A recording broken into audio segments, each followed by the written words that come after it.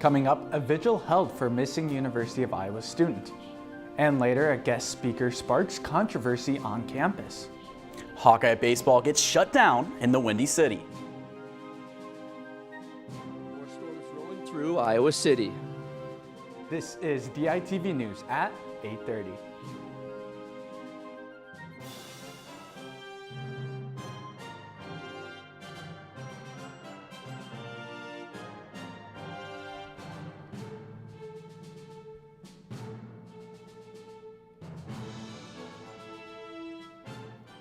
Good morning and thank you for tuning in live to DITV and KRUI 89.7 FM. I'm Johnny Valtman. Chris Martinez of Muscatine, Iowa went missing Saturday night while in Iowa City. Yesterday, the community came together to hold a vigil for Martinez, and I have more on the vigil. Martinez was last spotted in an alley behind the bar Bardot. Yesterday, the Iowa City community came together to support Martinez's family and friends, holding a candle vigil for Chris. Priest Galmero Trevino Jr. led the estimated 100-plus supporters in prayers, praying for a safe return of Chris. Watch over Chris, be with him in his need, and bring him safely to his home here on earth, in the fullness of time to his eternal home with you, where you live and reign forever and ever. Amen. Multiple prayers were shared as prayers brought comfort and encouragement to the crowd. And we come together to offer our love and support to his family and friends, so they know that they are not alone in this terrible time of waiting and questioning. Jerry Martinez, Chris's older brother, was at the vigil and spoke to me about his brother. Positive person, man. Like I've told everybody, positive, always had a smile on his face, and definitely there for anybody that was there that needed help. A search party went out after the vigil as the Martinezes continued to look for their brother, son, and friend. I just joined the search parties, share all the flyers, share all the Facebook, Instagram posts, Twitter posts, anything like that. That's what we're going to do right now. Authorities in Iowa City and throughout the state are assisting in efforts to help find Martinez. Right-wing political commentator Matt Walsh is coming to campus today. Now, Ashley, I see you are outside the IMU. What can students expect on campus today? Well, Johnny, that's right. Matt Walsh will be here in the IMU main lounge later today to show his documentary and speak on What is a Woman. The documentary will be shown at 4:15 and the lecture starts here at 7 p.m. The event has, however, been controversial on campus as many are accusing the group to be promoting hate speech. 10 organizations have declared their opposition to the event and have called for the suspension of the student organization that invited Walsh. Protests have already erupted on campus on the streets and sidewalks where both opposing and supporting messages have been scripted in chalk. These chalk messages include information about Walsh's event, opposition for the event, and messages of support for the transgender community.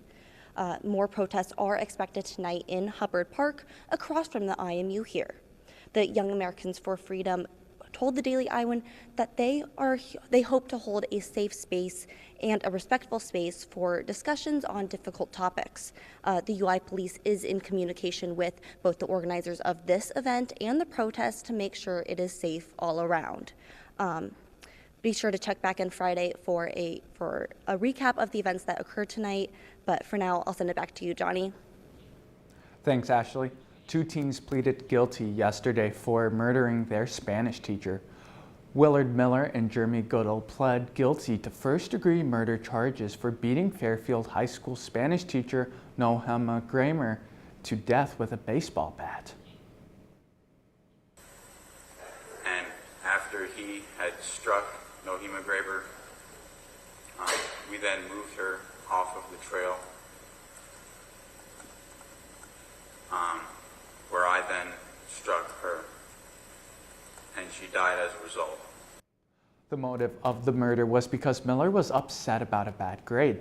The teens hid Graber's body under a tarp, wheelbarrow, and railroad ties. The 2 teens were tried as adults for the severity of the crime.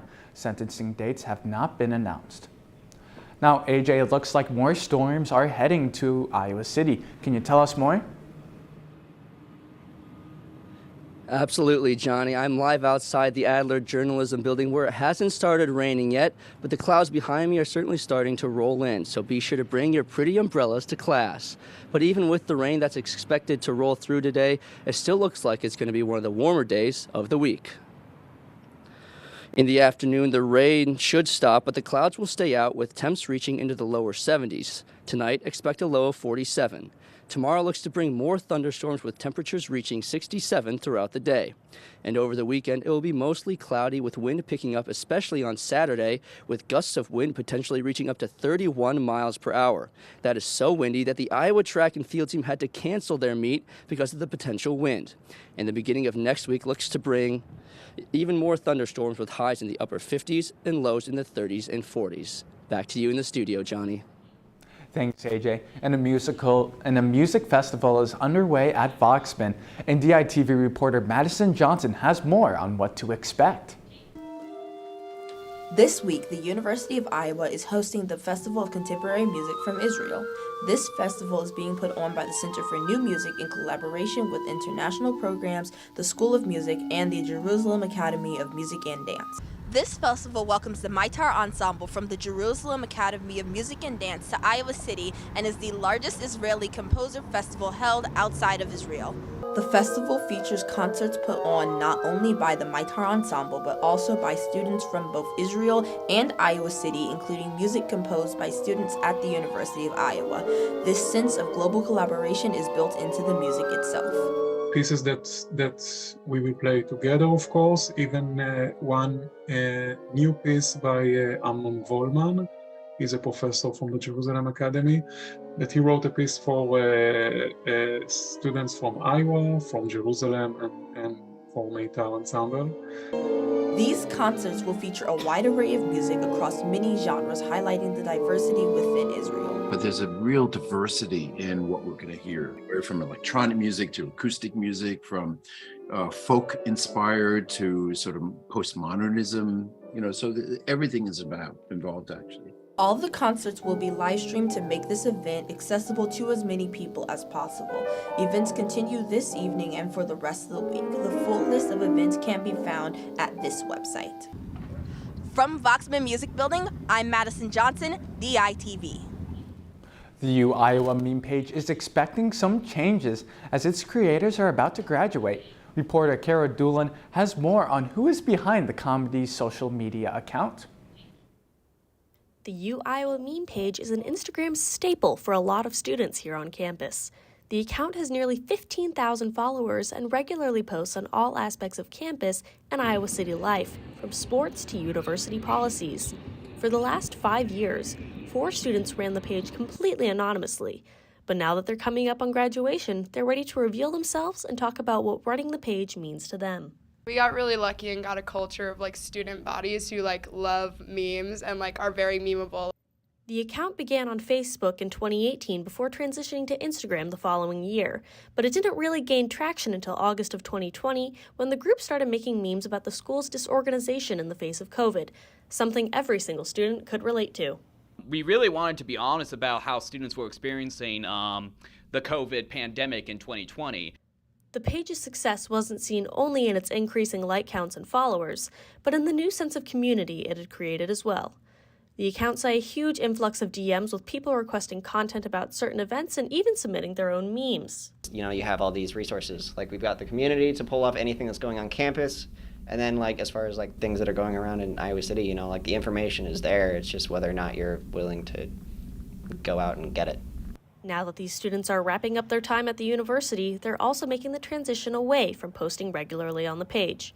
Followers can still expect the occasional post, but for the most part, it seems the page will be gradually retired. It's a bittersweet ending for the creators. If it wasn't for the great professors, faculty, and my friends and students, that really was by far the best part of my experience at the University of Iowa. I hope that we go off on a good note here and that we've brightened up people's days. We've made people smile and helped people along the way. From the University of Iowa, Kara Doolin, DITV. Now let's send it over to sports with Max von Gries.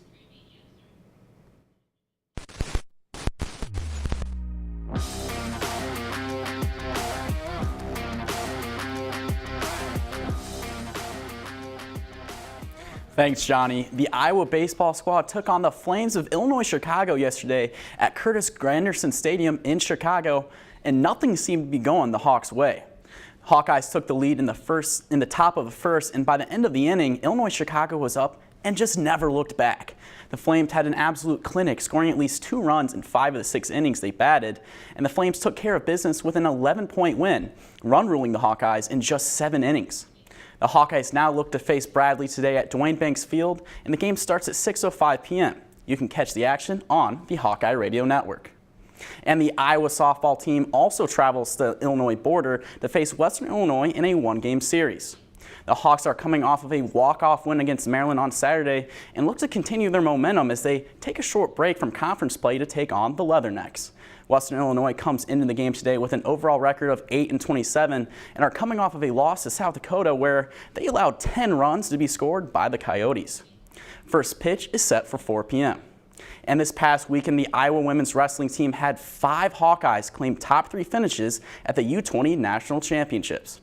On top of the list was Bella Meir, who dominated at 68 kilograms weight class, with 6 straight victories including 3 pins, a tech fall, and 2 decision wins.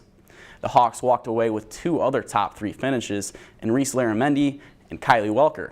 Welker took 2nd place after falling to Kennedy Blades of Illinois, while Laramendi placed 3rd after tech falling Grace Stem from Pennsylvania 16-5. Next up for Meir and the qualifiers will be the Wrestling World Championships this summer. They'll look to bring some hardware back to Iowa City. And the NBA continued its playoff action yesterday with several games for all fans to enjoy. The first game was the 2-7 matchup in the East with the Celtics take on the Atlanta Hawks in Boston. Jason Tatum had himself a night with 29 points, going 12 for 22 from the field, leading the Celtics to a 119-106 victory. The second game of the night was the 5th-seeded Knicks looking to go 2-up before heading back to New York. However, Cleveland absolutely dominated with 29 points from Darius Garland and the help of Donovan Spider Mitchell's 24 points and 13 assists, evening the series at 1-1. Lastly, we head over to the West region for the primetime matchup as Kawhi Leonard's Clippers took on Kevin Durant's Suns in the 4-5 matchup.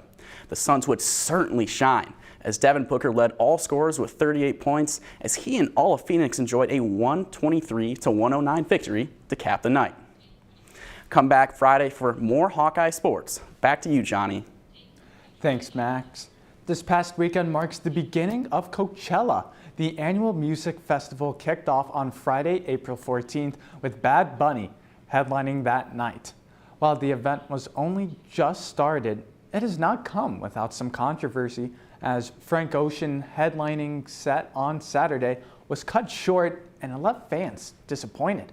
The Grammy Award-winning artist has not performed live since 2017. The festival continues this weekend with all headlining acts returning.